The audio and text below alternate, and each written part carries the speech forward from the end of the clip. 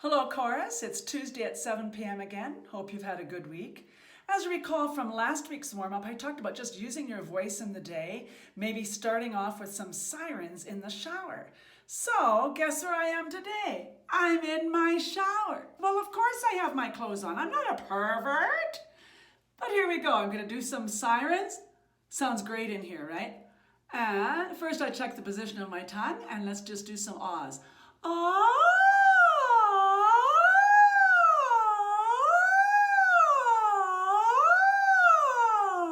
You can try that on various vowels. Now I'm going to check my lip position, and we're going to do some ooh, oh, ah, oh, ooh. Ooh, oh,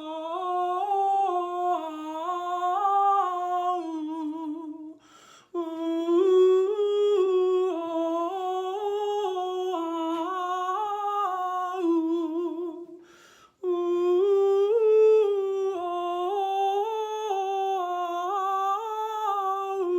One more.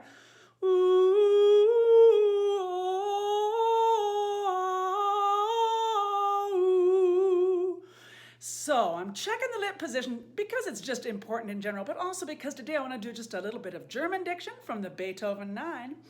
And you know, with the German diction, in order to sound German, you have to really use your lips. For instance, on the vowel E, very closed sound. So say for me, der, der.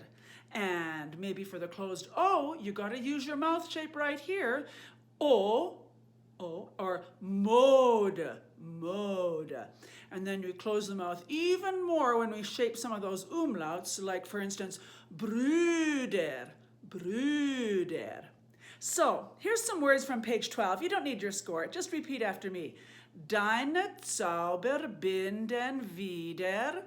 Deine Zauber binden wieder, was die Mode streng geteilt. Was die Mode streng geteilt. Alle Menschen werden Brüder. Alle Menschen werden Brüder. Wo dein sanfter Flügel weilt. Wo dein sanfter Flügel weilt. So, German, all about the lips. Have a great week. Keep singing every day. And now for another episode of Masterworks Omnibus. Over to you, Maestro Wolf.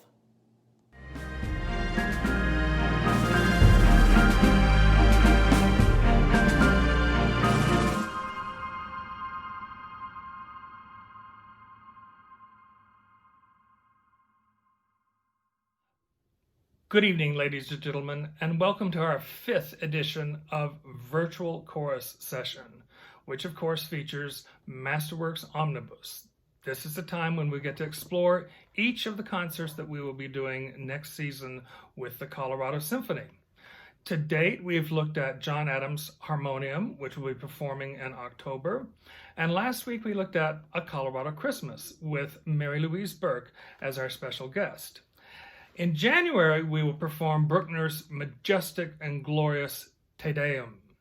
And I'm really honored this evening to have as our guest the conductor, Gemma New. Gemma New hails from New Zealand, but she lives in the United States now, and her engagements are global. You can get a taste of her work on her website as well as on YouTube.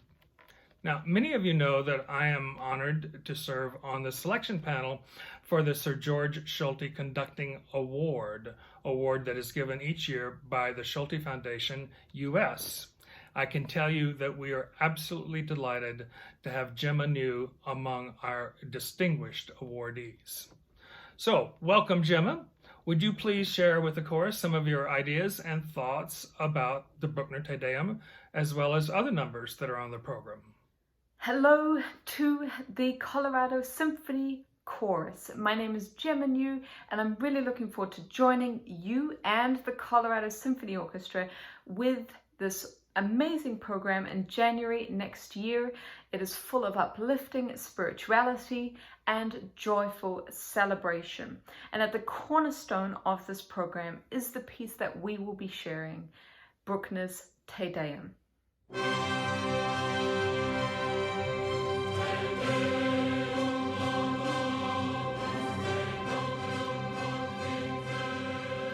This is such an invigorating work with a true sense of triumph and celebration.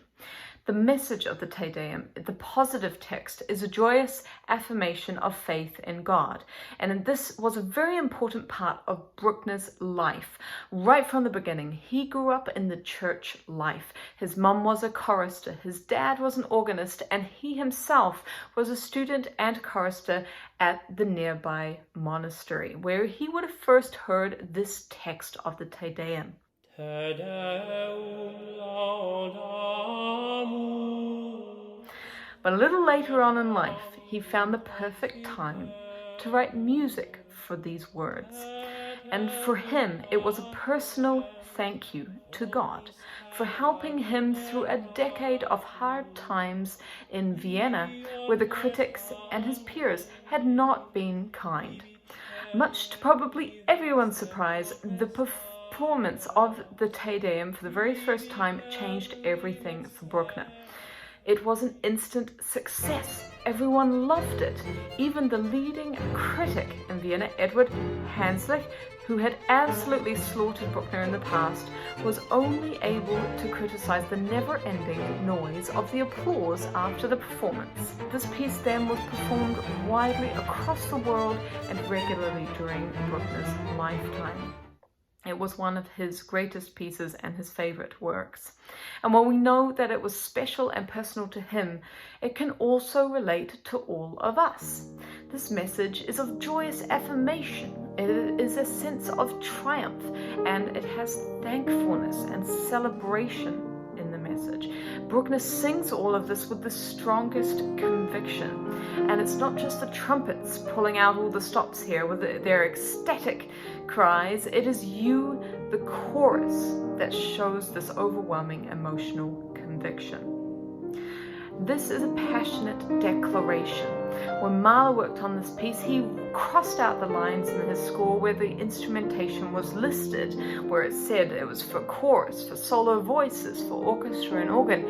He crossed all that out and wrote instead, it was for the tongues of angels to sing, for the God-seekers, for the tormented hearts and souls purified in the fire.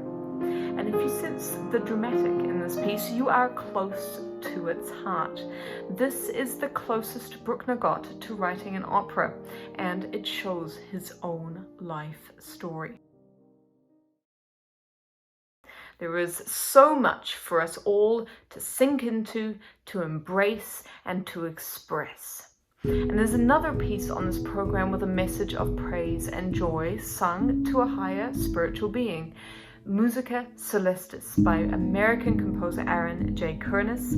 The string section painting these blissful, sunlit harmonies, opening up into leaping, passionate declarations of faith.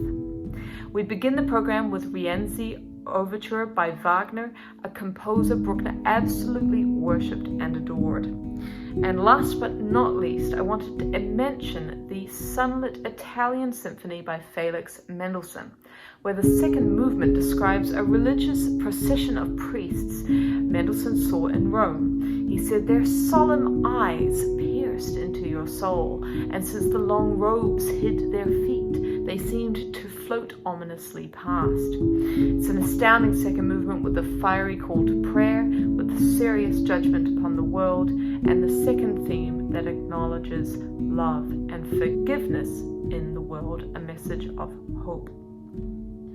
And I hope that through this program, we can present a beautiful, moving, powerful message of positivity and light, celebrating what we can achieve together with love and support of each other and with conviction. Indeed, conviction is the word of the day. And I must say that I think we are being very supportive and optimistic in this difficult time as we look to the future with a conviction that we will all be able to play together, sing together the great masterpieces of our culture. Thank you for your insights and your inspiring words, Maestra. This is Dwayne Wolf, your host for your favorite Tuesday evening program, Masterworks Omnibus. We look forward to seeing you again next Tuesday. Meanwhile, be well, be safe, be happy, with conviction.